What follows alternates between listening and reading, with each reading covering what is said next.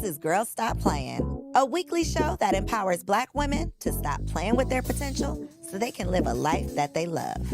I'm Coriel, your favorite homegirl, and I'm on a mission to help Black women make the money and get the honey. You can have it all as long as you're willing to work. This is the Girls Stop Playing podcast, and today we have a super special guest in the building. As you know, these conversations are all about helping you make the money and get the honey. And today's special guest is definitely a woman with a wealth of experience.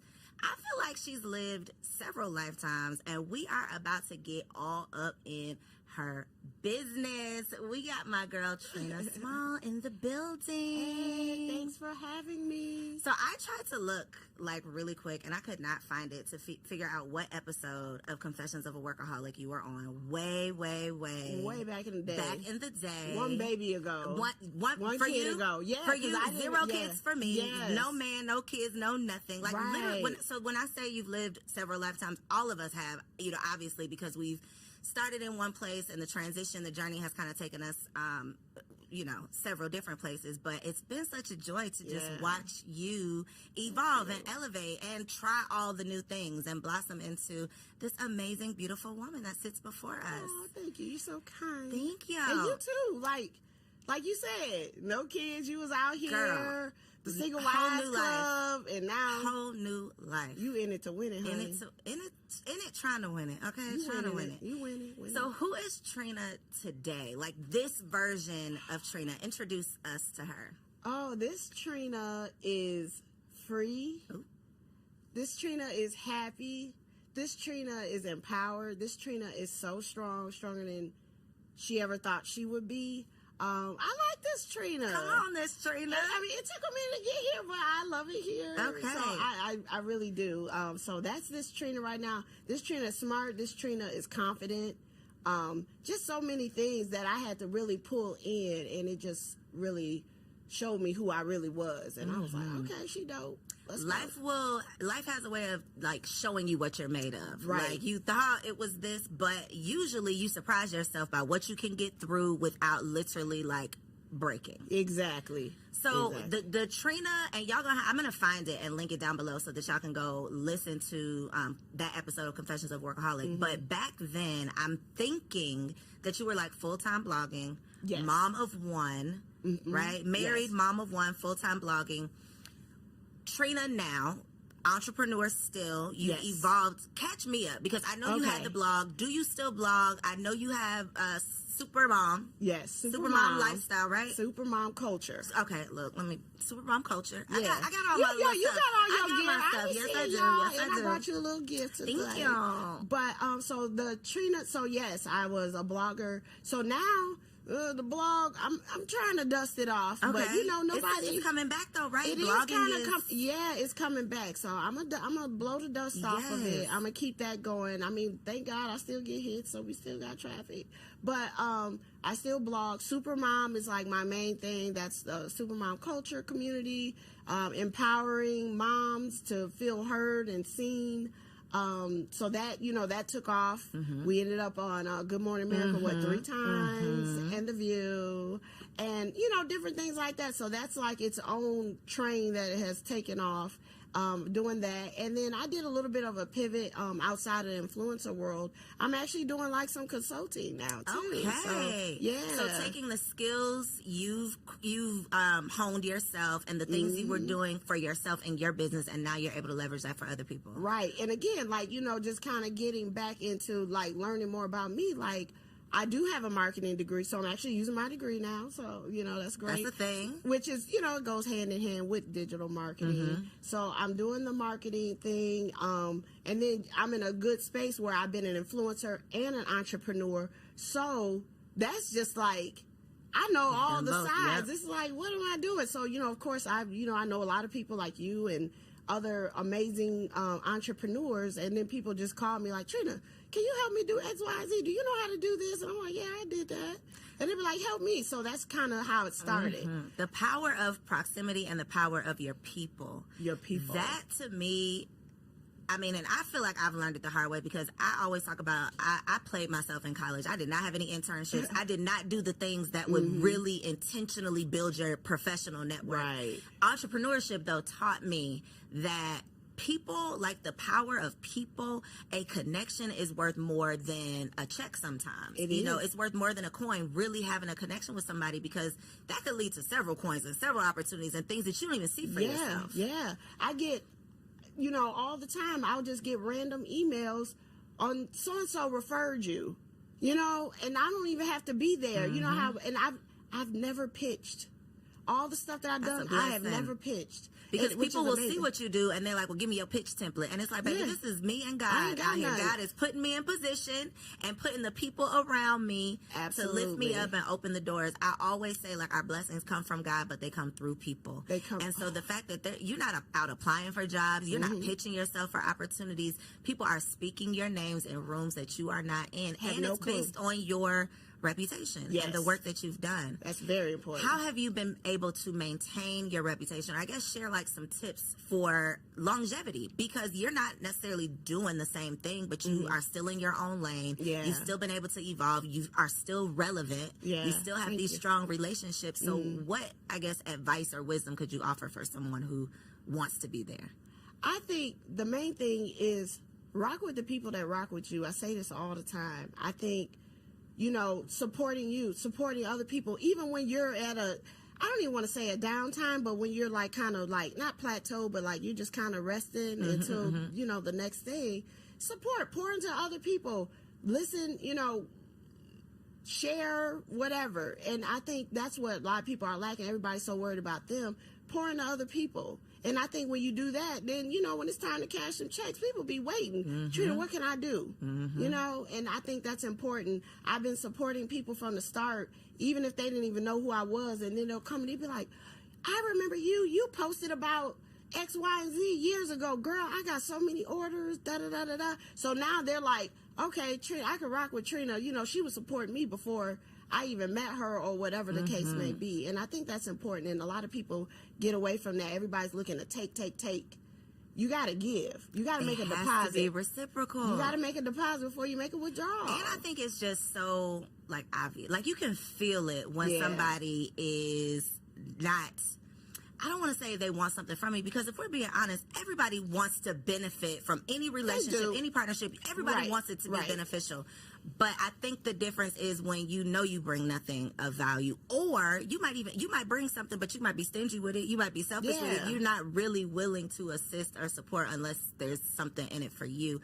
And I think people can pick up on that. Yeah, and it kind of baffles me that people think that you can't. Like, you think I got to where I am and the things that I've done, just being like, just, you know, dumb, like, oh, I ain't know you was trying to use me. Like, come on, dog. So how do you deal with those experiences? Because I think it's easy. I'm going to just speak for myself.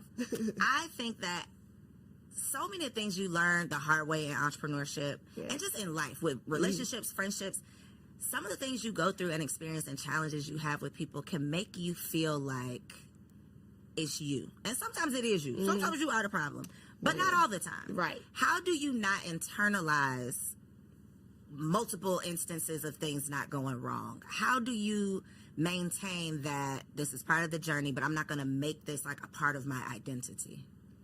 Well, I do. Every once in a while, I do internalize and I be all in my head, but I kind of got to like get it out. You know what they be like? I'm a cry now, and then I'm giving it to God. You know you're going to give it to God, but like I'll be all in my head like, I can't believe this, and you know, play it out. And then once I do that and I calm down, maybe a little wine, and then I'm on to the next. It's like it never happened. So that's kind of how I deal with that.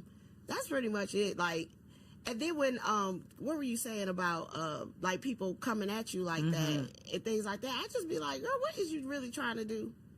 I be like, look, this is what I can do, and then I just lay it out there. You either take it or leave it. Boundaries. Yes, that's what that makes me think of, and that is something boundaries. That's a personal challenge for this year. It's like working on not just establishing boundaries, but implementing those boundaries, like sticking to it, standing on business with these boundaries. What are some of the boundaries that you have had to implement professionally or personally? Like, what are some, I feel like 40 is the age where I've heard that it's just like, I'm a grown-ass woman, and this is what it is. I'm not people-pleasing no more. I'm not, like, any of those things. What are some of the grown-ass woman boundaries that you've had to implement and stand on?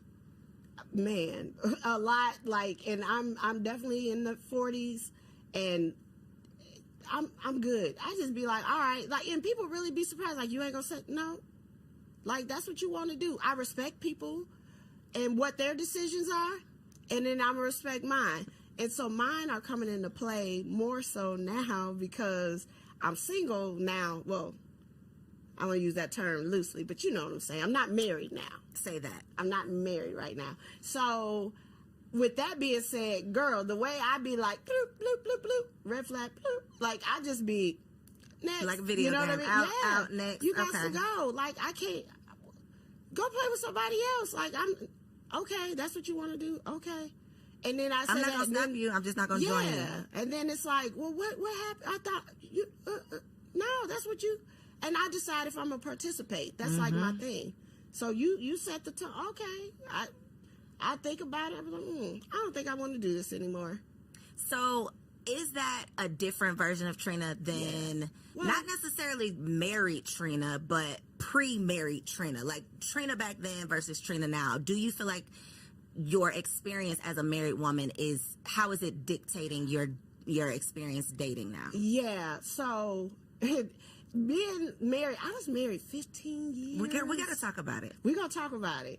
You give all the tea because I don't really talk about it too much. We can learn from it though, not just to be nosy, but we really do. Yeah. And I'm working on something where I could talk about it more.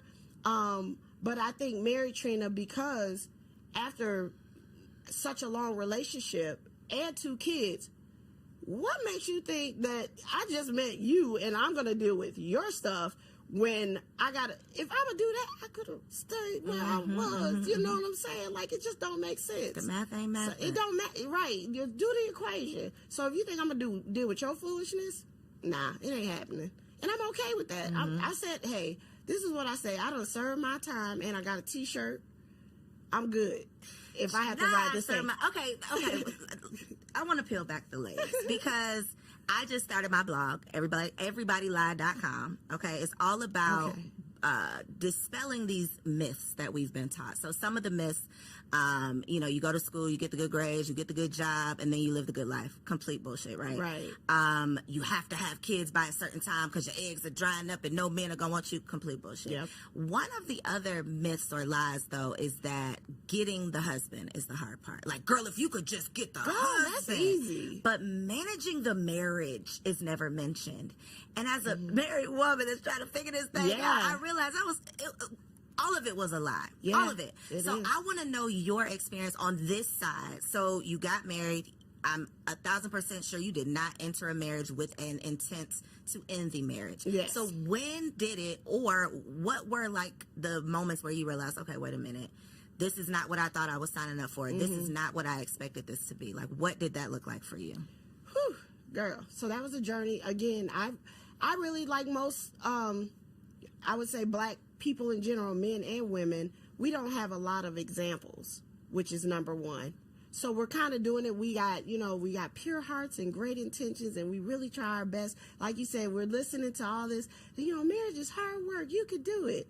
But sometimes that hard start looking crazy, and you'll be like, okay, I get hard, but like this though, like, I don't know about that. And I think that's where it was like I was coming to a crossroads. Like, okay, so and then the myth about not talking to other people, like keep people out your business. But it wasn't really until I talked to my friends. Like, I got some great girlfriends since I was 15 years old, talking to them, and they God first and they married, like they are the pinnacle, like they go strictly by the Bible. So I confide in them on some things, and they'd be like, Trina, I don't know about that. And then it was like, until then I was thinking like, this is the hard, like normal. I'm just supposed to thug it out, you know what I mean? So when I realized that, I was like, wait a minute, okay, so we did the counseling. Like you said, I did not get married for 15 years now I thought I was going to ride this thing out to the sunset. You know what I'm saying? Like, nobody wants to do that and then get divorced in my 40s. And they have this on your record. Right, right. And then get divorced in my 40s and be out here in this dang pool? No, ma'am. That was not my plan at all. So how bad was so bad that you decided the other side is worth it? When I had to decide between Trina and Mr. Nameless. yes, and somebody else, like I would have had to put somebody else ahead of me. And then I would have had it wouldn't be the same Trina. It would be a whole nother Trina. It would be a shell of a Trina. And that's when it kind of broke my heart. Like, I don't want to let Trina go. Like, I like Trina. Like, she's dope. Like, It's why me not or do you. that? Yeah, it's me or you. That's literally what I feel like it comes down in every relationship, in every situation. And we are taught, though, that that's selfish, that's not how you, you're looked, that's not the way that you are, especially not in a relationship, especially not with somebody you love. Right. But at the end of the day, it's like, do I love you more than I love me? Because that can't be how this goes. And I think that is the gray area in marriage where it's like, how do you live up to, especially if you are religious at all, right? And you have this idea of you subscribe to what you're supposed to be as a wife and what you're supposed to be willing to endure and put up with and all of the things. What is your advice for married women who are trying to just navigate what's too much? Like, what truly is an investment? What truly is me being down for this commitment and this covenant, and what's like, okay, that's crazy, that's too much? Do you think it's just a personal decision? I think it can be personal, but I think it's really when you assess your partner, if there's things that like just don't sit well in your spirit. What my therapist had said was like character flaws, not just disagreements. I feel like disagreements and stuff, you can figure that out as long as the person is willing. You know, and I think that's what you have to decipher. And it took me a while to get there to decipher certain things that was like, okay, like you like doing that. This is who you are. Yeah, this is who you are. And I think once you got to believe it when they show you who they are. Even in the marriage, you be like, what? You know what I mean? Oh, Trina, that puts me back. Like, I remember that feeling in dating relationships where it's like, okay, you know, like you crossed the line and I can't go back. You know, like you've done that thing and now I know that this cannot be what I thought it was going to be. I cannot imagine having that feeling with my husband. Yeah. It's like, you know, if I'm ready to jump in front of a bullet and then I'm over here for something else and I'm like, wait a minute, like I'm ready to put my life on the line and you can't do this, like this little thing right here. Okay. All right. Okay. You know, you start like assessing stuff. You know, I mean, I'm not gonna go into detail and like I'm not trying to bash anybody, but you know, I just think, you know, sometimes you could definitely grow apart in your relationship. Again, I was married 15 years and my ex was significantly older than me. How much older? Like the number of years? 15. So how or did that impact not necessarily the relationship ending, but just the dynamics of the relationship in general? I definitely think it depends on the person, but what I found is sometimes people want you to either stay that young version of you, because I met him in my 20s. And again, 20 Trina, 20-year-old Trina, that was different. Right, 20-something-year-old Trina. That's a whole different podcast. But anyway, so sometimes they want you to stay in that, you know, younger, impressionable.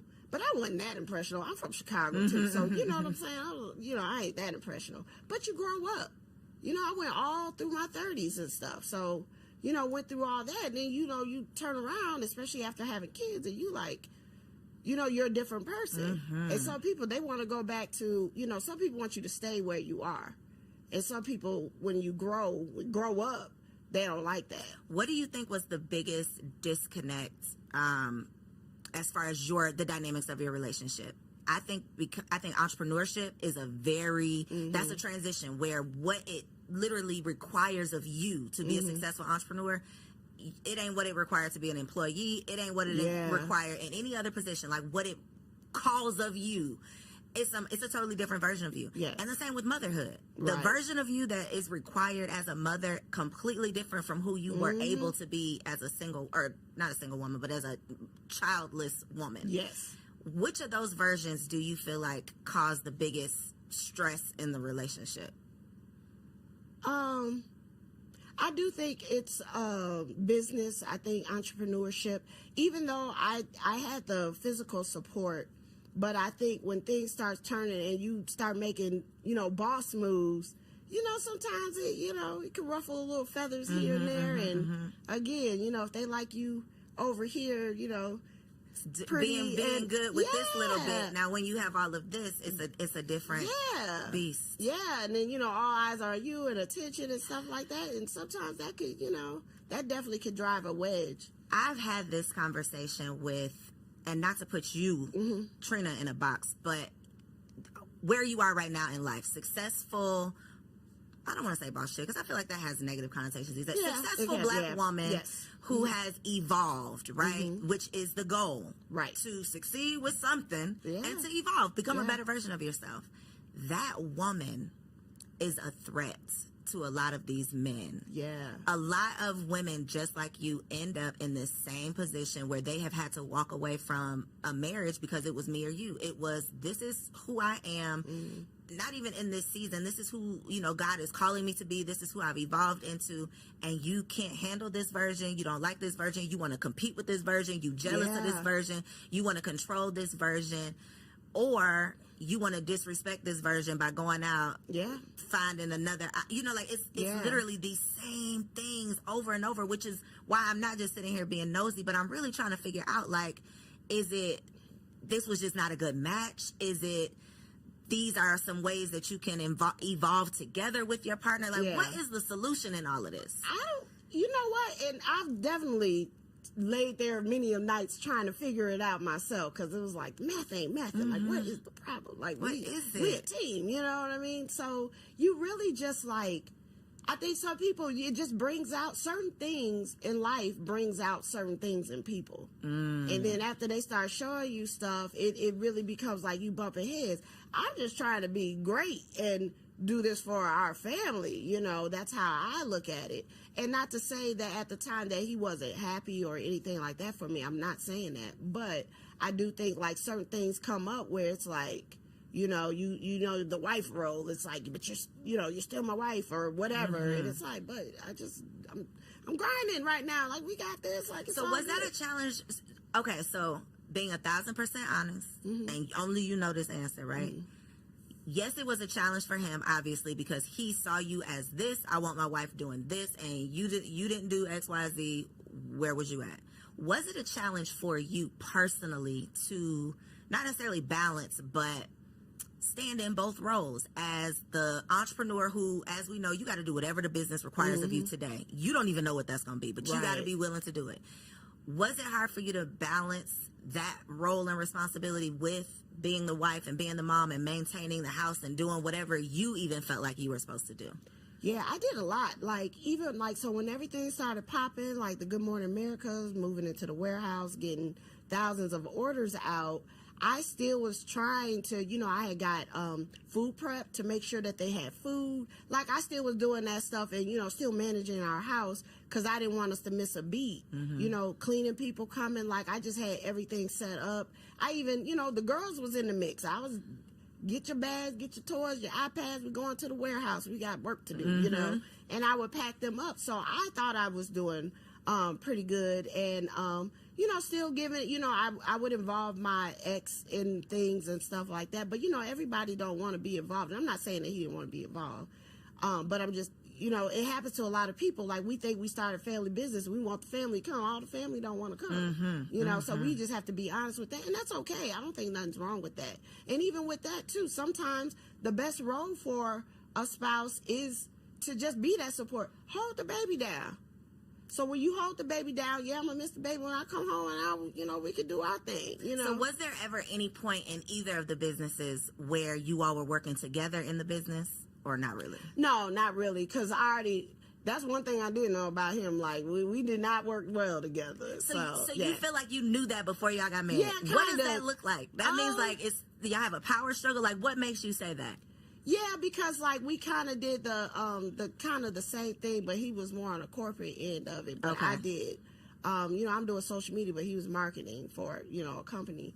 And I think with that, it was like, you know, it was like, oh, you should do this and stuff. And if I didn't, it was like, you know, like I was being defiant a little bit or something, you know. Like, this is my baby. So I had to be intentional to keep it separate because I didn't want that.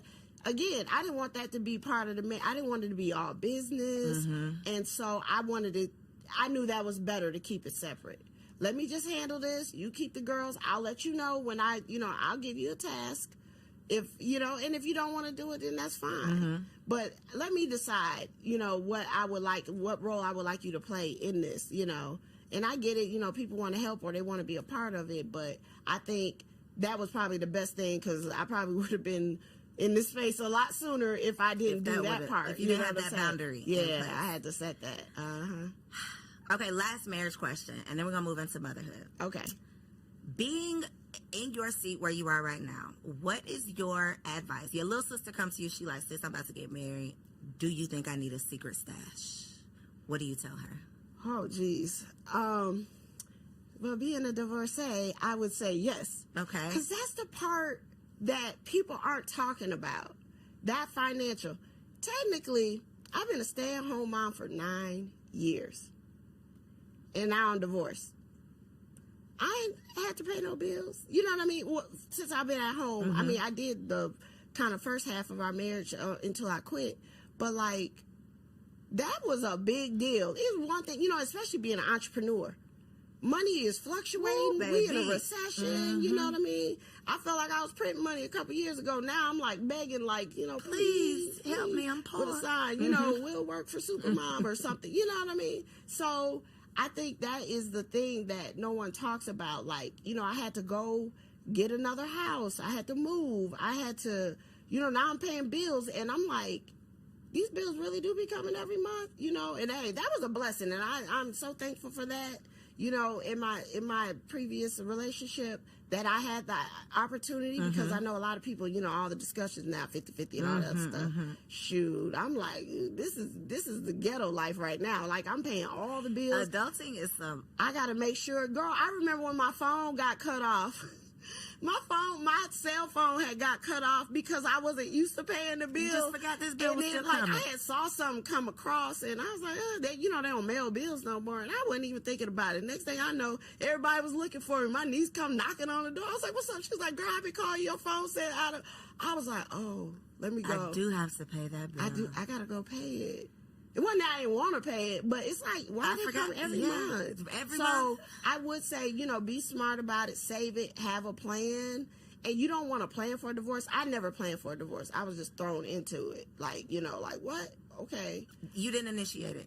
So I did, but he filed. I'm giving you all the tea. What does that mean? Whoever filed first, it don't mean nothing. You still getting divorced, so it really don't matter. Some people feel like I broke up with you first. Yeah, I got you first. I said I was done like that. Okay, go. well, we're still done is done. Yeah. Okay. I want to know the inspiration behind Supermom, though, because I did not feel like a supermom when I became a mom. That's another lie. Another lie is it just comes to you. You have the baby and the motherly instinct just kicks in. Now, I do believe that if it was literally life or death, anybody, any mother out there, you're not gonna let your baby die. Like, I can believe that. Yes. But to convince people that you're gonna have this baby at 12 o'clock and by 12:05 you're gonna just be a mother, I don't think that is realistic. No, because you're learning. It's like, I call it the Twilight Zone. It's almost like you're in an episode of Twilight Zone. Like, you went through this, like, tunnel and, like, fell into this other world. Yes. And you got to get your bearings. You're looking around like, what is happening here? I didn't even feel like myself for really 9 months. And I tell other people that. I'm like, give it like 9 months to a year. Then you'll finally be like, I think I might got this under control. Unless you get pregnant again. You was tripping. I was out of my mind. I was really in the Twilight Zone. Girl, that was my worst nightmare, is to get pregnant like while I was like, breastfeeding, because you can't really take birth control and all. Woo, girl. Yeah. You was wilding. It's the thing, but research is like up to 2 years, you're still in the postpartum. Right. And a lot of people have another child within 2 years. So literally imagine this whole 4 or 5 years that you could be literally like in a state of confusion. Yeah. And you got 2, like, that's a whole nother world. And so that's what Supermom is about, because like we was only worried about us, like, single, living a good life, and no kids, just doing our thing, working and climbing the ladders, and then all of a sudden we responsible for 2 people, and I gotta make a point. Like, it's a whole nother job, girl. Make appointments, making sure they got their supplies for the things. We were getting ready to talk about the activities and the schedules. Listen, it's a lot. Y'all. The internet wants you to think that you are selfish if you don't want to have kids. I am here to tell you that you are actually selfish if you have kids and you are not prepared for this. And you're not prepared for it, because you like give up your whole life really for like the first 5 years at least. And then they go play sports, and then you give up the rest of your life for the rest of your life. Girl, my daughter played softball, and it was 100 degrees outside, and I was out there. I was so unprepared for the first game, sweating, and we didn't have enough water. We done ran out of water in the first 15 minutes. Ready. It was just too much. So the next time I come with a whole wagon, it was stocked up, over-prepared, coolers, ice, jugs, and all that type of stuff. But you have to learn. Like, we just figure it out. And that's the Supermom in us. Like, we figure it out. It's not about being perfect. We're like the superhero. Like, if we gonna figure it out. We gonna solve the problem. We're like, we come in like Superman. And we be like, wait, what's going on? Okay, we gotta get this done. We gotta get that done. And we do it.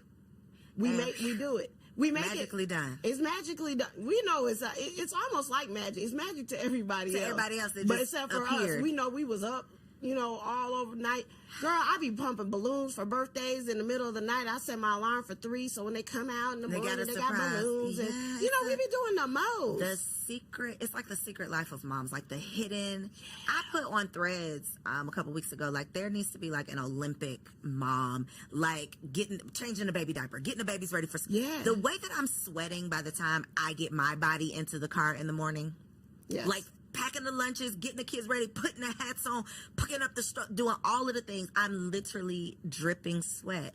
No, for real. We deserve like an award, a celebration, some acknowledgement, something. So the fact that you've literally created this brand so that we could celebrate ourselves. Yeah. Even if it's just like, I get to wear this as a badge, right? Yeah, I get to wear this as a badge of honor. Yeah. People tell me all the time, they be like, Trina, I had a rough day and I took my coat off and I had my Supermom on. How can you be mad and you look in the mirror and you say Supermom? And you like, you right. You're right. It's an affirmation. Yeah. You wake up and you say it's Supermom. And then a crazy thing I was just talking about this morning, after I dropped my youngest, my 8-year-old, off to carpool. We go through a lot in the morning. We like, have how people days. be like, oh, get up, pray, meditate.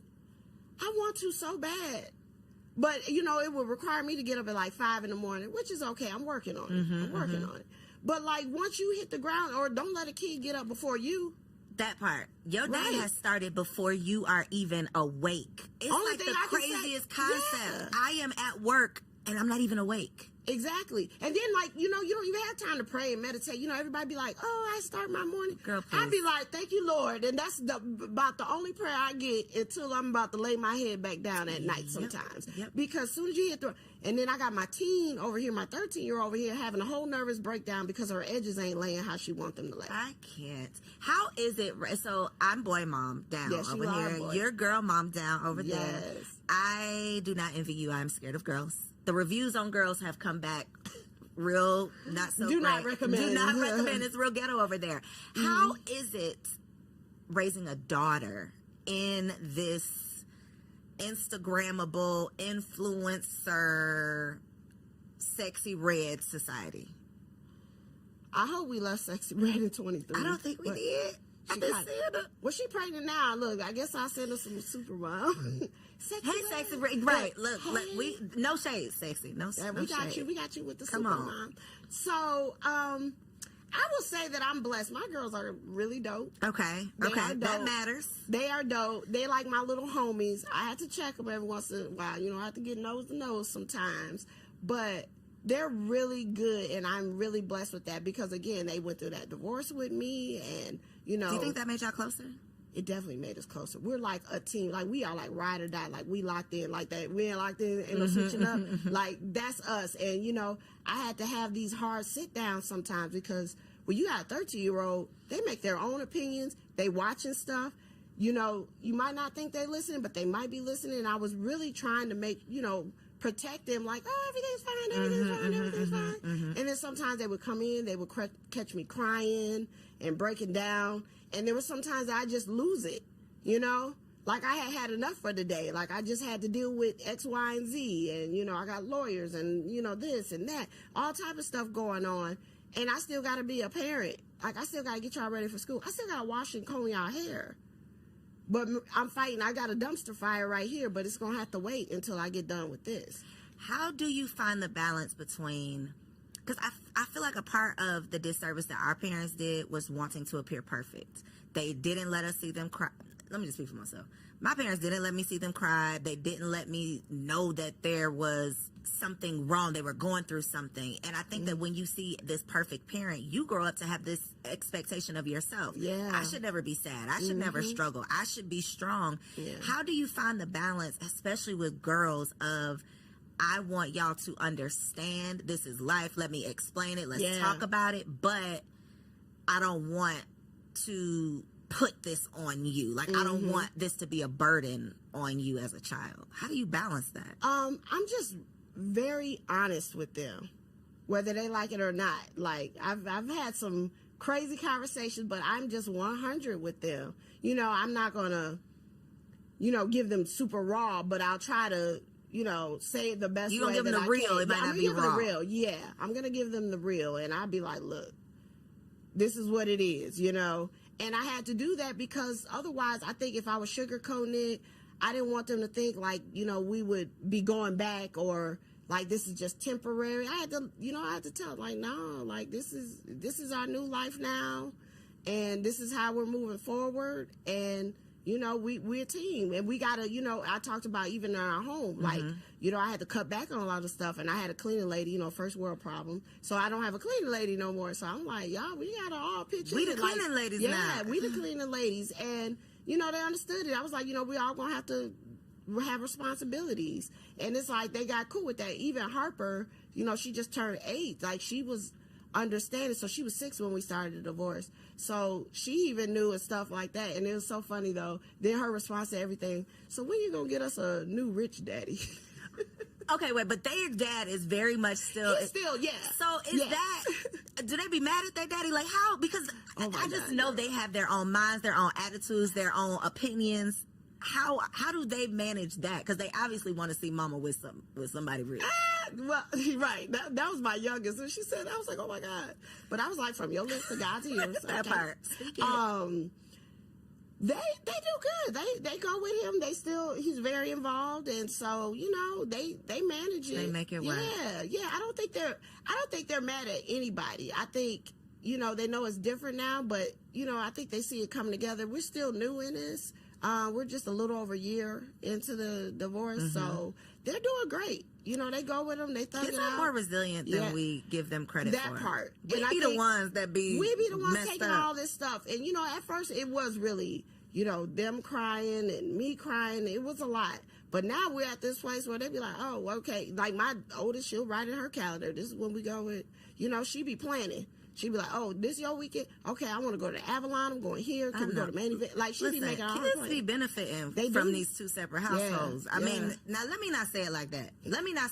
I don't mean that is the best situation. We know that's not ideal, right? Everybody, we know that. But what I'm saying is, as the child, Yes. you be benefiting from going to daddy and getting this and coming back home and getting this. Because it's a whole, Definitely. it's a different world when they go there. It You know, is. I got schedules. Like, I'm on it. Like, I'm in mommy mode, you know, regardless. But daddy gonna let me Yeah, do they be up late. I be getting texts in the middle of the night. My little one FaceTiming me. I be like, girl, you supposed to be asleep. Right. Okay, so I have a personal parenting question because, and I do have boys, and one of them is 2.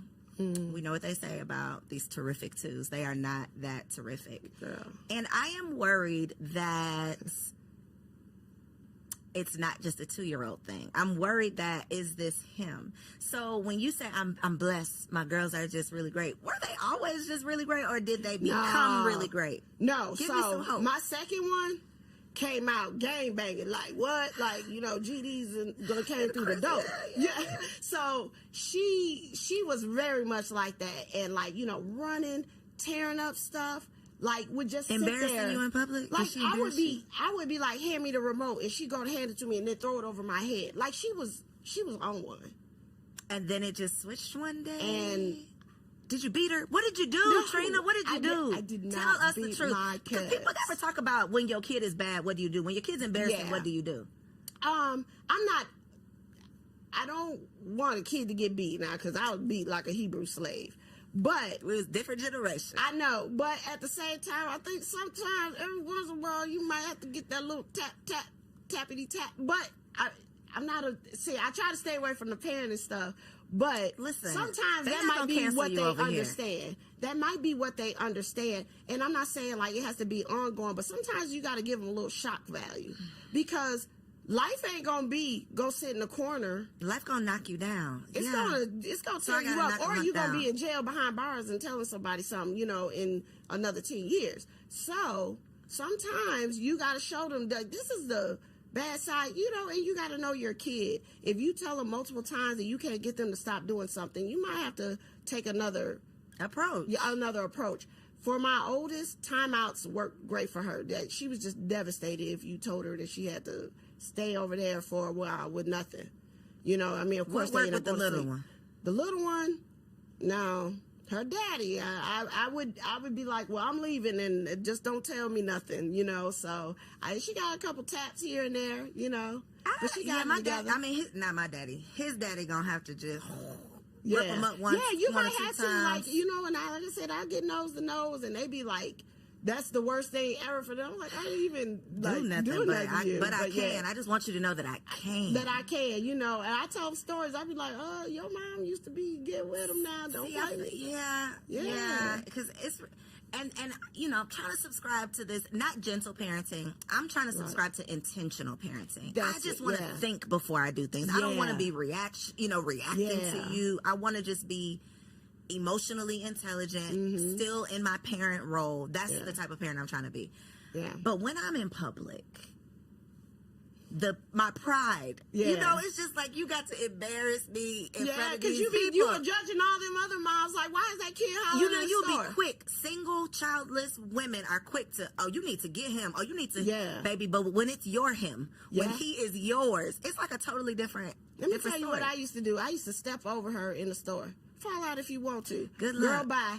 And I just take the cart. I might pause it on the end and like try to look, back at her. but I be gone. And then next thing you know, when she saw when nobody coming and she just laying there like this, it was like, all right, I'm gonna go ahead and get like up. the dramatics are over. Nobody's here to see me. She got her tail up and acting like she had some Okay, sense. so all of this. So just keep trying it all. Yeah, just try it all. I think you just got to navigate and really learn your child and what works, because no two kids are the same too, you know. So like my other one, a wooden spoon, you know, like they got the spanking stick. I definitely have those wooden spoons. Yeah, you gotta, you know, like you want to tap? No, okay. Because that's the result of doing X, Y, and Z. Yeah, and I need you to see. Yeah, not to play and with then me. I think it's certain. I think because like I mean I got whoopings for playing. You know, I think we have to discern like what's the part like where they just playing and didn't know, and then like you said, being intentional. Like, okay, I'm mad. Like especially when they write on the wall, they think they done made some art. Mm-hmm.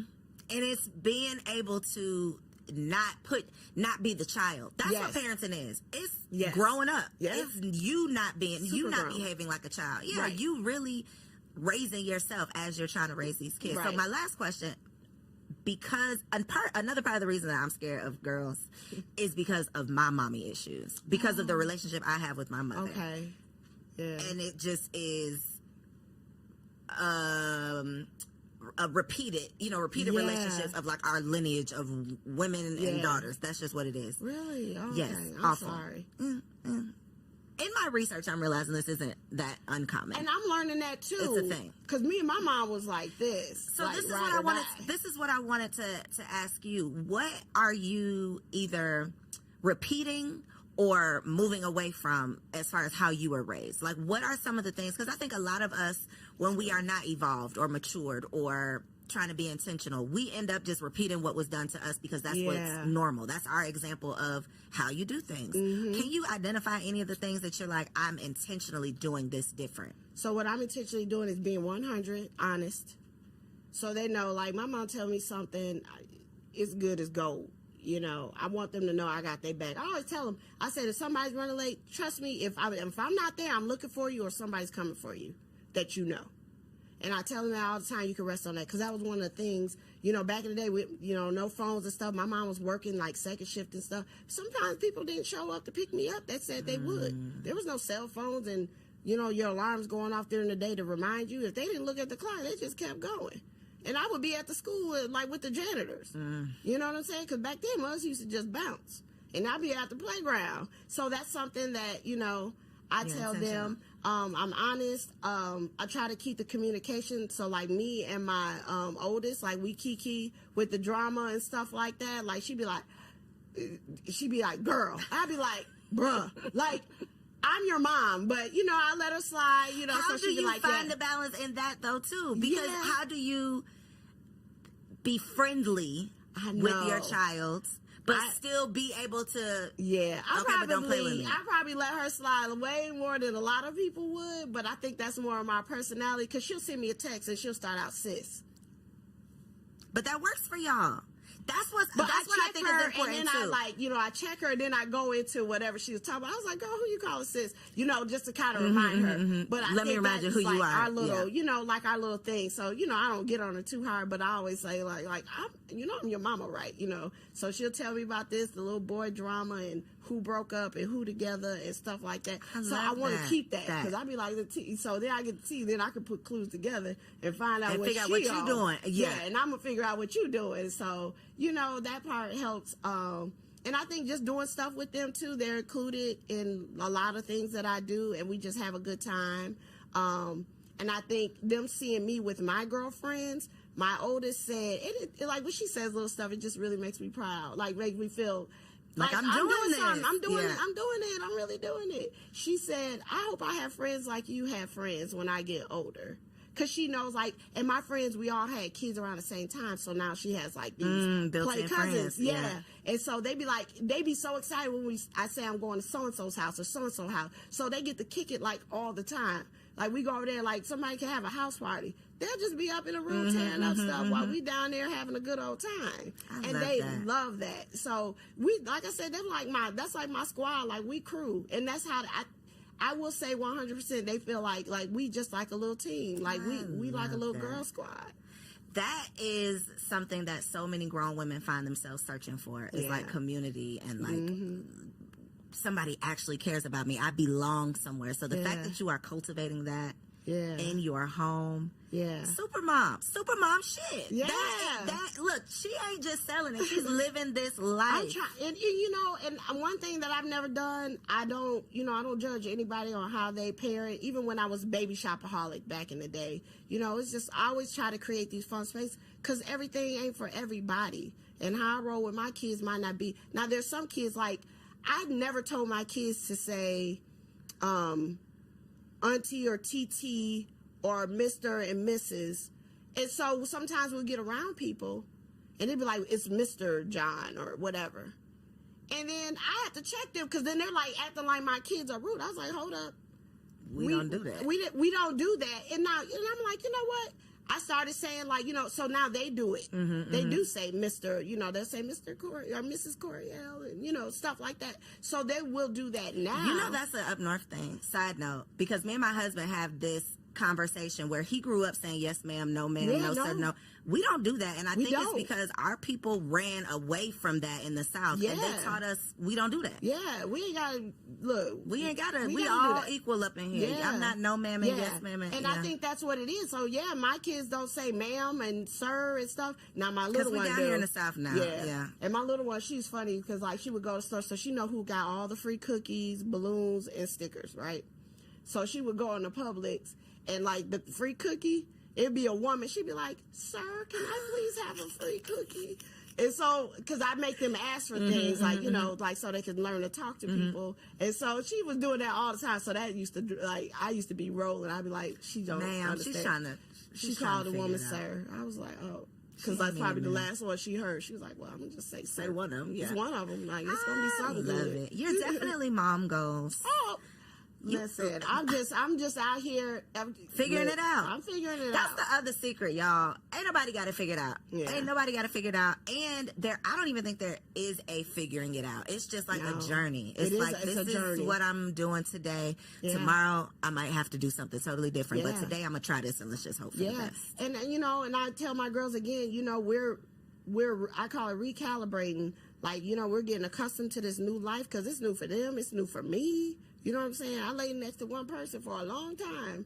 You know, now I wake up, I have to remind myself, oh, girl, you got see, this whole bag to yeah. yourself, girl. I'm like, okay, you know, like, where am I? I be like, wait, okay. So I tell them now, like, mommy got to put her head down. Like, we got to replenish. Like, I'm going to be grinding to the summer. And so, you know, all that little extra stuff, we're not going to be able to do that. Even Yeah. that, though, Yeah. teaching them, because the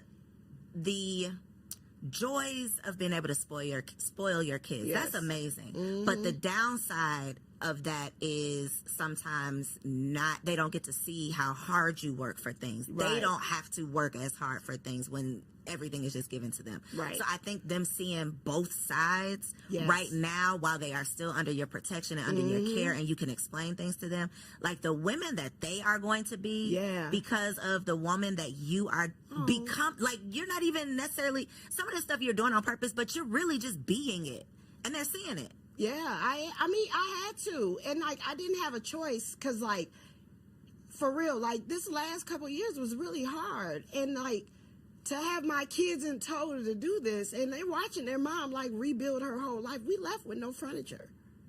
My daughter learned how to put together furniture. Now that's her side hustle. She goes around putting The together women furniture. that they are going to be. It's crazy. And that was not even a plan. It's not crazy. It wasn't strategic. It's not crazy. It's you. It's not by choice. It didn't just happen. They aren't just dope. No. Who do they come from? The dope dealer, baby. Right here. Right. So right. for all the super moms out there who have to go right now Yeah. and grab some merch, tell them right there in this camera, where can they find you online? Where can they follow you on social media? Okay, so Supermom Culture, that's the streetwear lifestyle brand for moms and dads and families, really, because, again, we talked about having a team. So supermomculture.com, Supermom Culture on Instagram, and I am Hey Trina Small on Instagram, and my blog is Hey Trina, but we're going to dust that off. It's gonna coming be- back. It's going to come back. It's going to be some. It it's has gonna be to. some. I had a call this week. It's coming back. This We is got what some you stuff. is this what you giving? I'm trying. Okay. Because I'm they're here trying. for it. We here for it, I'm baby. trying. Look, I gotta pick your brain because Let's- you be making it all happen. Let's and you do talk it. about Supermom. Give it up for this lady with this beautiful set. Thank you, With boo. 2 babies under 2. Are they under 2 or 3? Well, one is 2. Does that count? One is 2. Okay. That's It's crazy. I'm crazy. You crazy? Yeah, I am. Don't mess with you, because anybody that can do that. That's almost like you Baby. serving prison time and handling business at the same time. Girl. And trying to throw it back, trying to, all the things. And that, all of the that. things. Yeah. We yeah. superheroes is We truly what we are. We are. I love you, Trina. I love you too. This has been an amazing conversation. I just know so many women are inspired. All of the versions of you that they can identify with, like an inspiration for so many. So check her out, y'all. Thank you. Supermom Culture. You told your personal Instagram. Hey Trina. Yeah, Small. Hey Trina. We'll Hey Trina. Just Hey Trina. Hey Trina Small, but it'll come up under Hey Okay. Trina. So all of that will be linked down below. Make sure y'all go shop support and put your money Please. where your mouth Please is. do. Okay. We're recalibrating. That Just part. kidding. We're recalibrating. We are rebuilding. And it's super important that we practice group economics. All jokes aside, we have to make sure that we are putting our money where our mouths are so that we can circulate the Black dollar in the Black community. Thank y'all so much for tuning in. Make sure you share this episode with a friend. Subscribe to the channel so you don't miss out. And I'll catch you next week. So if you made it this far, I just know you loved that episode. Well, what you did not know is that we recorded it right here in ATL at Elevate Studios. Yes, your girl has her own studio, y'all, and it's not just for me. I'm opening it up for you too. So if you have a podcast, if you are a vlogger, a YouTuber, or a content creator, and you are looking for a professional studio to record your content, or you want to hire me and my team to fully produce your content, make sure you check out the show notes below or log on to elevateagency.com.